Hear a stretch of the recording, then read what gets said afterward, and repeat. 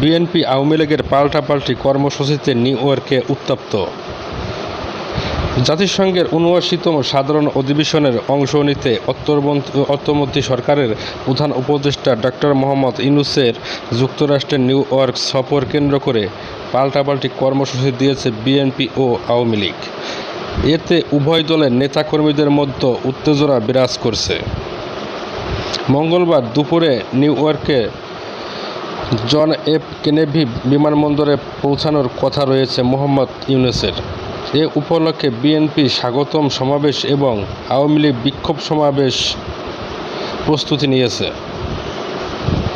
New York অঙ্গরাজ্য BNP সভাপতি অলিউল্লাহ মোহাম্মদ আতিকুর রহমান জানান, ২৪শে সেপ্টেম্বর ইউনূসের যুক্তরাষ্ট্র আসা উপলক্ষে সংবর্ধনা সভা এবং ২৭শে সেপ্টেম্বর জাতিসংঘে ভাষণ উপলক্ষে শান্তি সমাবেশ করবেন তারা। যুক্তরাষ্ট্রে বিএনপির সাবেক যুগ্ম সাধারণ সম্পাদক জাকির এইচ চৌধুরী জানান, শেখ হাসিনার আমলে খুন, গুম, নির্যাতনের বিচার দাবিতে প্রধান উপদেষ্টার ভাষণের দিনে জাতিসংঘের সামনে বিএনপি অবস্থান নিয়ে আওয়ামী লীগ সরকার আমলে খুন, গুম, নির্যাতন আর লুটপাটের বিচার চাইবে বিএনপি।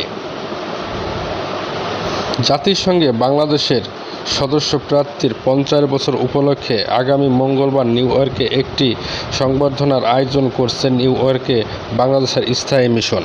এতে প্রধান উপদেষ্টা যোগ দেওয়ার কথা রয়েছে।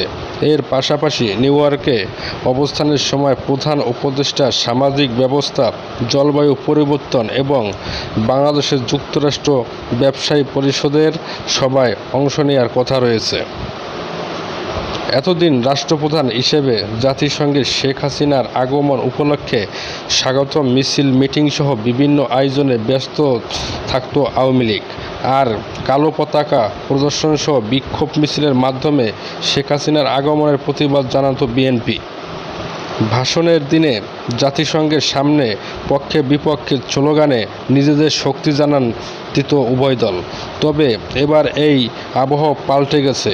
ডক্টর ইউনূসের আগমনের বিরুদ্ধে বিমানবন্দর সহ জাতিসংঘের সদর দপ্তরের সামনে বিক্ষোভসহ বিভিন্ন কর্মসূচির কথা বলেছে আওয়ামী লীগ যুক্তরাষ্ট্র শাখা। গত ১৩ সেপ্টেম্বর সন্ধ্যায় নিউ ইয়র্কের জ্যাকসন হাইটসে নবান্ন পার্টি হলে আয়োজিত এক সংবাদ সম্মেলনে তিনি বলেন, অসাংবিধানিকভাবে জোরপূর্বক অন্তর্বর্তীকালীন সরকার দখলদার সরকারের প্রধান উপদেষ্টা হিসেবে ডক্টর ইউনূস দেশে নৈরাজ্য ও পৈশাচিক হত্যাকাণ্ড চালিয়ে যাচ্ছেন। দেশের জনগণ শান্তিতে বসবাস করতে পারছেন না। অনির্বাচিত অবৈধ দখলদার সরকারের দমননীতি ও বিশৃঙ্খলা সৃষ্টির কারণে দেশের আইন বিচার বলে কিছুই নেই। দেশ পরিচালনায় কোনো ধরনের দক্ষতা নেই তার। নিজেই বলেছেন, ছাত্ররা তাকে নিয়োগ দিয়েছেন, তাই স্বাভাবিকভাবে জনগণের কাছে তার কোনো দায়বদ্ধতা নেই। প্রধান উপদেষ্টা হিসেবে জাতিসংঘের সাধারণ অধিবেশনে অংশগ্রহণ করা